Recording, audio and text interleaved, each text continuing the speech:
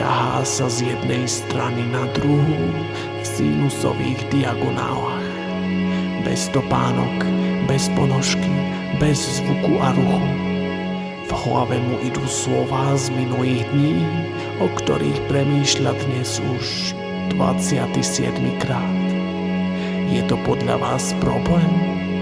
Preňho vôbec? Vezmime do úvahy jeho schopnosť prežiť opakovane niekoľko cyklov jary. Vždy sa rodí znova a vždy na tom istom mieste. Perióda sojmáka je nepísaná konštanta, ktorá vyplynula z vedomia nad fyzickej prítomnosti všetkých možných zemských kolobehov. A keďže ich už dávno unavilo pozerať sa na nekonečnú dráhu slizu, povedali si, že urobia výnimku a sojmáka nechajú prekročiť poslednú hodinu v čase.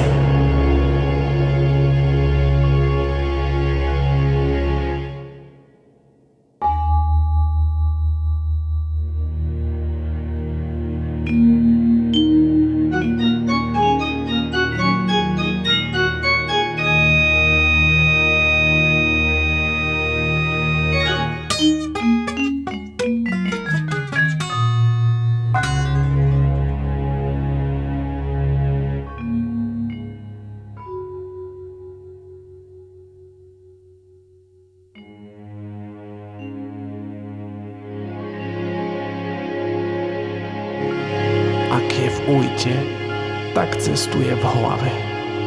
Ak je pod ujtou, nemierí na sever ani na juh. Dokonca nemierí ani na jednu zo zvyšných svetových strán.